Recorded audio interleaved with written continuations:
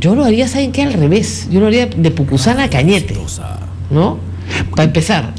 Puede ser también. Al revés. Es que hay, como yo lo concibo, es que tú llegues con un tren, lo ideal es un micro, tren claro, urbano, claro. Y ahí tomas el tren de cercanías. Exactamente. No tiene que ser continuo. Exactamente. ¿No? Entonces, eso, perfecto, tú llegas hasta ahí y tomas, o incluso puedes llegar con la línea 1 del tren al punto final y de ahí empalmas. Y la mismo con el Metropolitano. El Metropolitano llega a Chorrillos, de repente de Chorrillos sale hacia el sur. Hacia Pucusana. Entonces son soluciones que estamos estudiando y que son las que se van a plantear. ¿En esta campaña? Sí. Sí. Porque está avanzado.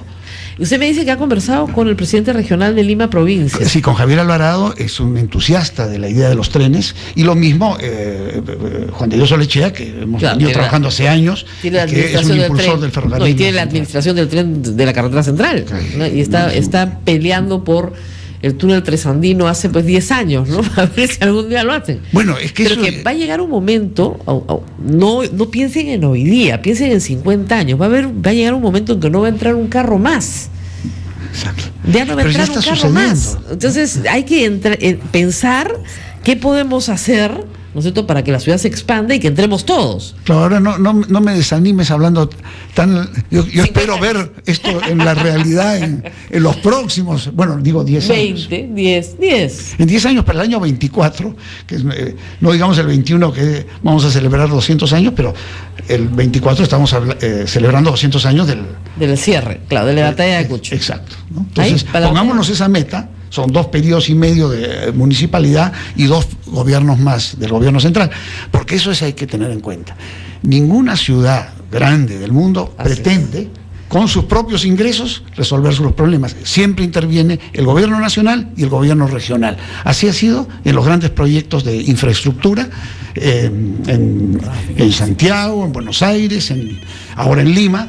Y eso es lo que no deben comprender, porque sube el alcalde, se pelea con el presidente, o están enfrentados, entonces el presidente, por supuesto, tiene la sartén por el mango, porque tiene el presupuesto nacional. Claro. Y el alcalde hace maravillas para terminar en 4 años y demostrar que puede hacer obras, y eso ha sido un error que creo que se ha ido repitiendo, y hemos tenido enfrentamientos de alcaldes con el presidente de la República, varios, claro, ¿no? Y que todos los hemos vivido, y eso ha perjudicado. Por eso cuando he conversado, digo, yo no pienso en el 2016, pienso en el 2014, que es elecciones municipales, tenemos que poner a los mejores candidatos. Al 2018, y el 2018, al 2024, y ya estamos, al 2022, y de ahí ya.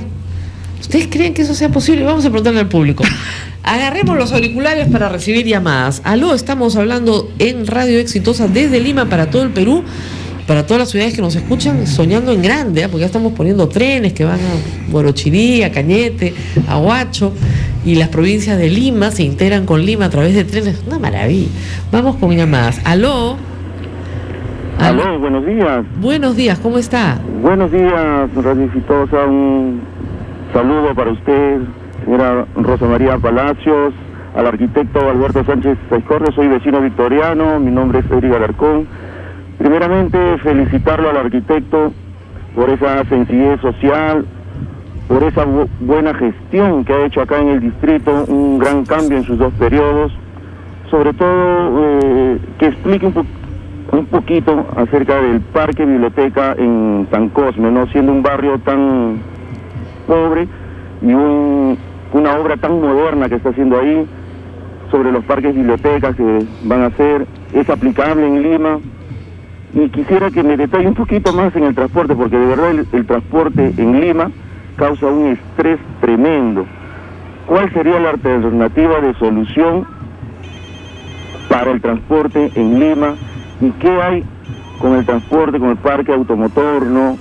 ¿Qué se va a hacer con las combis? Quisiera que me detalle, porque de verdad que es un problema principal en la ciudad de Lima, el transporte. Muchas gracias por su participación. Vamos a recibir un par de llamadas más y ahí contestamos todas juntas. ¿Aló? De volumen, por favor, bájale. ¿Aló? ¿Aló? ¿Cómo está? Buenos días, muy bien, gracias. Pero estoy preocupada. He sintonizado la entrevista casi al final, pero capté cuando hiciste un comentario de que el tren subterráneo es muy caro y ¿por qué no lo hacen más? ¿Por qué no lo hacen aéreo? Espero haber entendido mal, pero la verdad que yo considero y les ruego al gobierno que continúen con el tren subterráneo, porque de lejos es lo mejor. Quienes alguna vez hemos tenido la suerte de utilizar este servicio en otros países, los beneficios son todo es beneficio. Claro. Sobre todo se reduce el impacto ambiental. Claro, lo que pasa, señora, es que tal vez, claro, que a usted le parece, viven a la ciudad. Bueno, pero le explico, tiene sus pros y sus contras como todo en la vida. Lo que hemos dicho es que es más caro. Es pues más caro. ¿Qué podemos hacer? No es que usted haya escuchado mal, es más caro. Hacer un hueco en la tierra y meterle un tren adentro es más caro que poner el tren sobre la superficie o hacerlo elevado. Lo más barato es el tren sobre la superficie. Lo segundo es el tren elevado. Lo más caro es el que está debajo del suelo. Es más caro, pues, que yo no tengo la culpa, yo no hago los precios, yo no hago los huecos. Es más caro. Ahora, ¿es más bonito? Sí. Es absolutamente necesario donde hay nieve, donde hay inundaciones, donde hay agua, donde hay muchas cosas que en el Perú no hay, en Lima, en la ciudad de Lima, sí, pero en Lima no, ya les he dicho, no cae ni un rayo. Entonces, ¿qué hacemos? De nuevo, regreso al ejemplo de la señora y la cocina. Usted tiene que tener cocina en su casa, señora, porque tiene que darle de comer a sus hijos. Usted tiene una platita y dice, bueno, vamos a arreglar la cocina, vamos a hacer una cocina. Y viene un señor y dice, mire señora, le voy a hacer una cocina de mármol, con granito, le voy a poner, o sea, artefactos eléctricos, olvídese, la luz es multicolor, $80,000. Ay, muchas gracias, maestro, ya me voy a mi vecino al frente que por $800 me hace mi cocina bien simpática, ¿no? Funcional, pues, ¿no? De maderita así pintada nomás, ¿no? Mi melamina y ya estamos al otro lado. Entonces, claro, usted dirá, oiga, pero el mármol y el granito, pues no tiene comparación, ¿no? Pero ahí se ve pues el costo-beneficio, qué es lo que necesita la ciudad versus el beneficio que va a recibir. O sea, es como yo discutí hace años con un alcalde que me decía que él necesitaba mucho más plata para el saneamiento. Yo le decía, claro, si se va a comprar 3 helicópteros, obviamente necesita más plata, ¿no es cierto? Pero usted no necesita 3 helicópteros, pues, ¿no? Sería lindo que tuviera 3 helicópteros de verdad, ¿no? Vamos con más llamadas. ¿Aló? Aló. ¿Cómo está usted? Lo escuchamos. Buenos días. Un saludo para el invitado, para el alcalde de La Victoria. Yo también vivo allí y me gustaría hacer una pregunta, ¿no? Puede ser un poco la nota discordante de repente de las dos anteriores llamadas. Preguntarle al alcalde qué se va a hacer, o si ha tenido pensado hacer algo con los talleres de mecánica de autos que hay en las primeras cuadras de la Avenida Canadá, porque en realidad son un peligro para todos, porque usted pasa por allí, los carros están en la vereda, los cables extendidos a lo ancho de la vereda, los paraderos que hay en esas cuadras de la primera cuadra de Canadá colindan con los talleres mecánicos donde salen los carros. Entonces, ¿qué tiene pensado el alcalde hacer con eso? Gracias. Bueno, muy bien, vamos a contestar algunas de las preguntitas que se han hecho. Sí, adelante. La primera llamada se refiere a los parques, el parque biblioteca que estamos ejecutando en la zona baja de San Cosme, entre Nicolás Arriola y el cerro mismo. Entonces, este es un planteamiento de las 5 columnas del plan de gobierno que estamos desarrollando, que es lo enfocamos el tema de inclusión social, ¿no? Dentro del concepto de parques bibliotecas, que es un modelo que realmente no es original, es un modelo clarísimo, lo tenemos desarrollado, lo hemos visto desarrollar en Medellín, en Colombia, con un resultado no solamente de integración social en cada barrio, en barrios muy pobres, en barrios donde no podía ni siquiera entrar la policía a controlar la transformación que se ha producido. Medellín, en la época de Pablo Escobar, estaba más o menos en 350 muertos por cada 100.000 habitantes por hecho de violencia. Y en 10 años pasó a 27 muertos. Claro, que es el estándar que tenemos hoy. Menos del 10%. Por eso cuando se menciona esos temas hay que ver las comparaciones. Entonces nosotros lo que debemos lograr es que no aumente la cantidad que tenemos ahora. Esa debe ser la primera meta. Claro. La primera meta.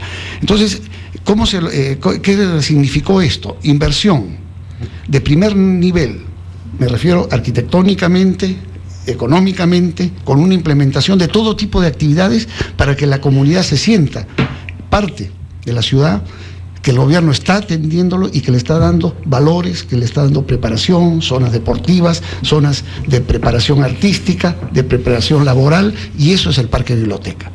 Nosotros lo vamos a inaugurar, hablo como alcalde ya, julio, espero que se cumplan las fechas, ya estamos en los dos edificios, claro, en segundo y tercer piso, son edificios de 4 y 3 pisos, y toda la zona deportiva ya está muy avanzada, y va a ser muy completo, cosa que el habitante de San Cosme termina de su trabajo, termina el colegio, termina la universidad o los institutos en el que estén, y van a este espacio donde tienen todo tipo de actividades y de inclusión. Esa es la verdadera inclusión social, y creo que es la labor que tenemos que hacer los alcaldes de prevención. Es la mejor prevención. Yo lo que les digo con la orquesta infantil juvenil, ese niño que ha tomado un violín a los 7 años, 8 años, que ha aprendido a solfear, a estar en un coro, ese niño no va a dejar el violín y tomar un arma. Yo estoy seguro en el futuro. Claro. Ese tipo de valores son los que hay que inculcar. ¿Usted está a favor de la propuesta de la Municipalidad de Lima del parque en la parada? Sí y no. Qué complicado. Voy a explicar. Hubo un planteamiento de darle una funcionalidad en subterráneo, que era muy interesante, y encima el parque. Otra alternativa era digamos, 3/4 partes parque, y no desperdiciar, como tú has mencionado, un terreno tan caro en esa zona, poner algunas de las facilidades que no tiene esa zona. Claro, por comisaría. Comisaría no.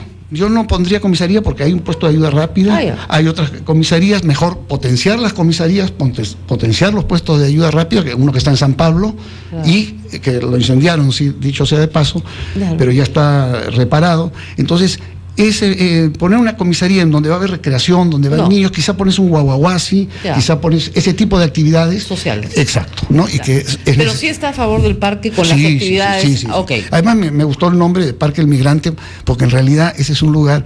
¿Por qué se llamaba La Parada? No era por el mercado, sino porque era la parada de llegada de los... Era el paradero. El paradero, exacto. Donde paraban los buses que venían del centro del Perú. Así es.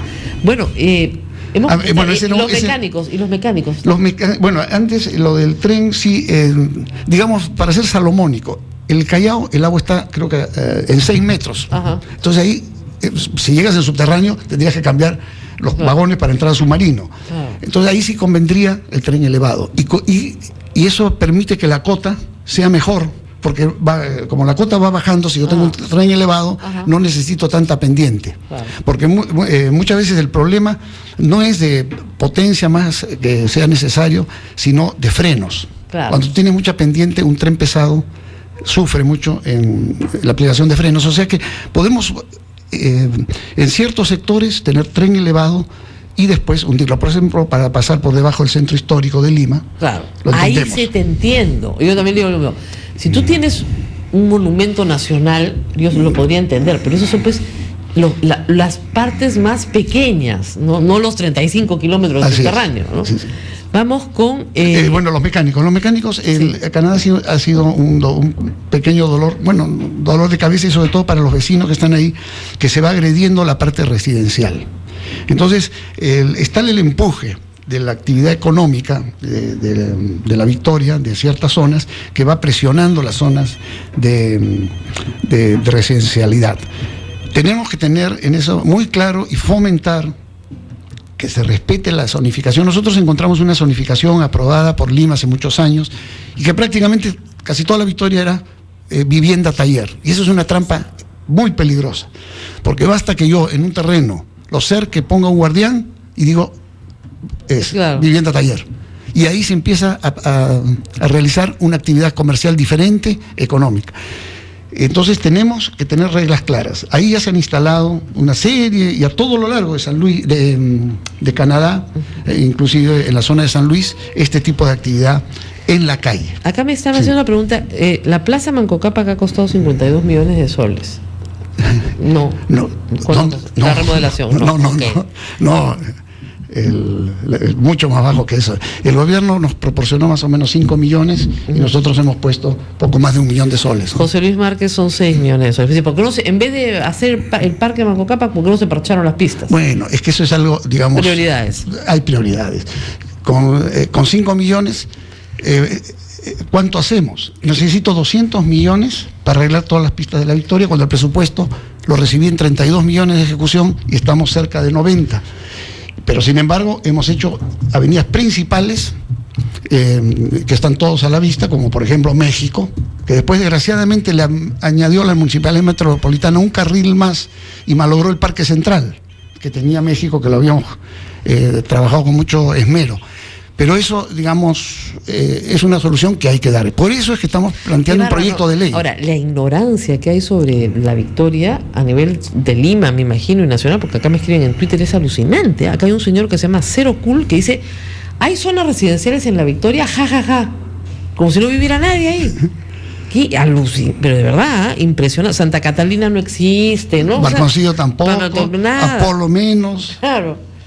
En fin. Ahora, una pregunta así de ornato, que es mi campaña personal, que se la hice antes, ¿no? El arquitecto es arquitecto, y creo que me va a entender. Yo creo que para vivir en un ambiente más feliz, ¿no es cierto?, nuestras casas, no solamente tenemos que exigir a nuestro alcalde que la vereda esté perfecta, que la pista esté perfecta, que los parques estén perfectos, nosotros tenemos que tener nuestras casas también bien, ¿no? Tenemos un esfuerzo de autoconstrucción en los últimos 40 años en Lima brutal. O sea, si uno mira la cantidad de dinero que las familias han invertido a lo largo de varias generaciones, primer piso, segundo piso, tercer piso, cuarto piso, baños, cocinas, en fin, áreas muy grandes, incluso porque, claro, cuando tú tizas en la tierra, en una invasión, ¿no es cierto?, tizas más grande, a la hora que pintas las paredes te das cuenta que tienes un cuartazo. 10 por 30 era la medida, me recuerdo yo, en Chimbote para... Claro. Para el trazado, es enorme, 300 metros cuadrados. Claro, es enorme, ¿no? Y al final, bueno, te quedan casas muy grandes y qué sé yo, está todo muy bien. El problema es que nadie tarrajea en Lima, ni nadie pinta su casa. Ya, por último, ¿no te gusta tarrajear? Una manito de cal, hombre. Bueno, eso, mira, me has dado con la yema al gusto. Nosotros iniciamos hace 3 años, encala tu calle, encala tu casa. Así es. La cal es salud. La cal es muy económica, la puedes mantener permanentemente bien porque es un poco de cal, como sucede en muchas casitas del Mediterráneo. Tú ves todas estas casitas blancas, pintadas, con sus derrames de color. Qué lindo. Y mira, el otro día mostré unas fotos que hemos justamente trabajado en San Cosme. Ajá. Y me dijeron, ¿de qué parte del Mediterráneo es esto?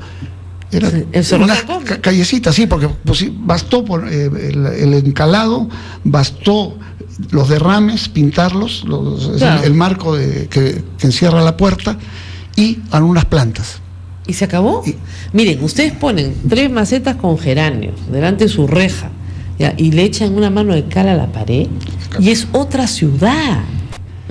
Se respira salud. La cal es salud y debemos fomentarlo porque el costo... ¿Por qué no tarrajean? Primero porque con eso, en algunos casos, sobre todo de pequeños edificios, no pagan todavía los impuestos porque es casa no terminada, puede estar 20 años sin terminar. Y en segundo lugar es porque dicen, no, yo voy a tarrajear. Claro. Porque un poco la cal me remite a lo rural, quizá. Claro. Entonces, no tarrajean sino después de algunos años. Y cuando tarrajean, tienen que pintar. Y cuando pintas, la pintura no es barata, tienes que poner una buena base, y si no pones una buena base, la pintura se deteriora muy rápido. Entonces, la cal es una solución económica, que es importante. Y por favor, no pongan mayólicas, ¿ya? Ni vidrios con espejo, y menos azules, ¿no? Ya es un tema estético, hay que tener una estética compartida. Yo, por ejemplo, al alcalde acá de Chorrillos le admiro mucho su trabajo, ¿no? Porque ha trabajado duro, escalera, pisa, ¿no? Pero la estética que, digamos, no es compartida, yo creo que ahí hay un problema estético, le encanta el vidrio azul, pero de verdad, el espejo azul es horrible. Pero ya es un tema, pues, de gustos y colores, ¿no? Pero es lindo discutirlo. Sí, pero de verdad, el tema de por qué no pintamos la ciudad y le ponemos macetas, señores, con geranios, un arbolito por casa.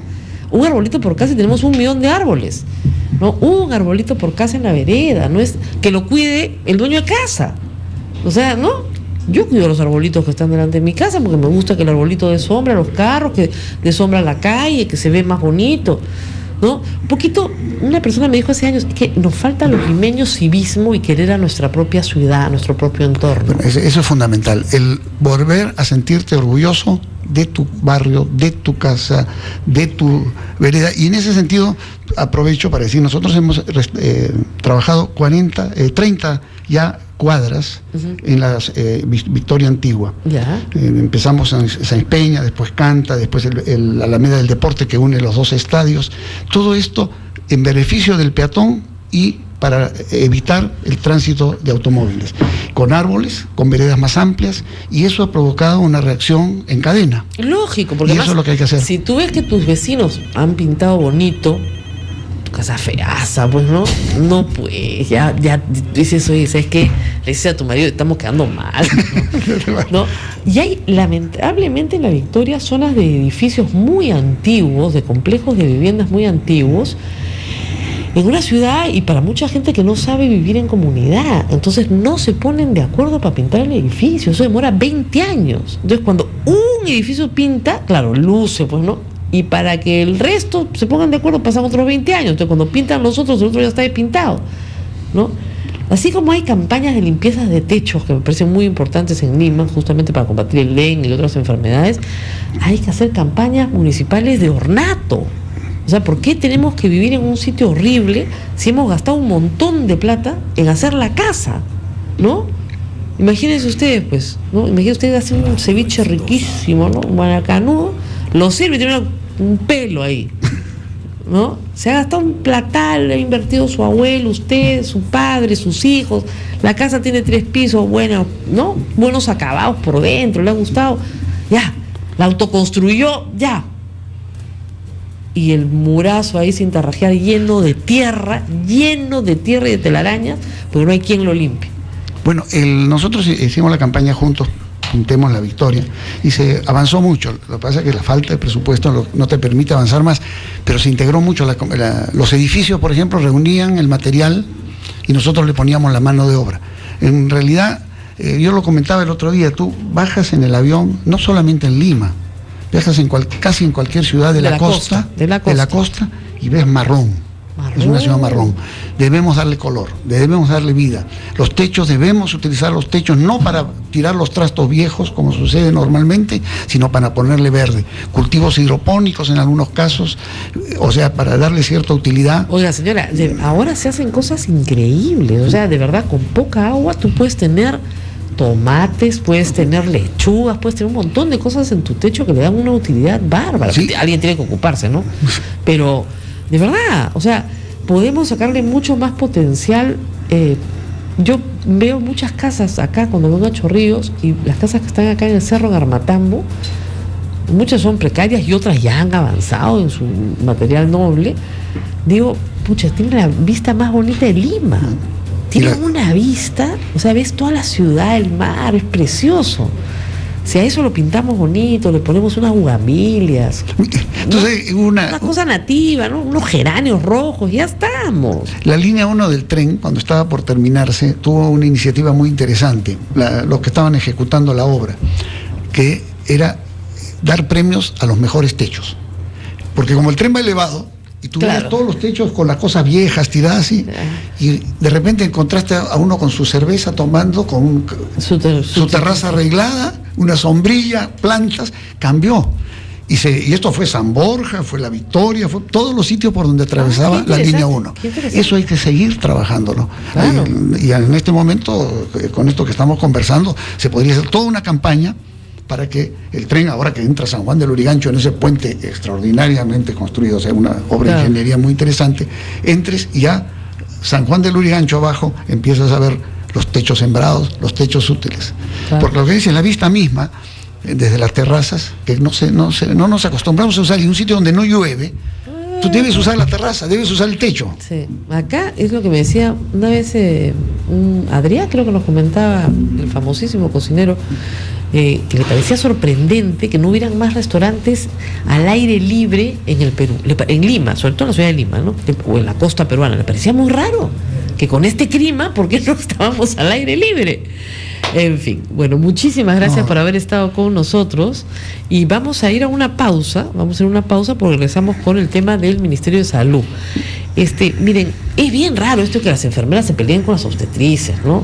Ya tuvimos acá las obstetrices, y la verdad es que el pleito es por una cosita bien sencilla, ¿no? ¿Quién recibe al recién nacido? ¿Ah? la enfermera que es de neonatología o la obstetriz. Y la enfermera dice que el bebé es suyo, la obstetriz dice que el bebé es suyo. Y se están trompeando en las calles por eso. Entonces, miren, no hay que llevar la controversia a la calle cuando se puede arreglar en la mesa. Bueno, mejor que se peleen en la calle y no en la sala de parto. No, sí, por supuesto, con el niño al medio. Pero en fin, nos vamos a la pausa y regresamos. Oye, muchas gracias. Gracias. Radio Exitosa.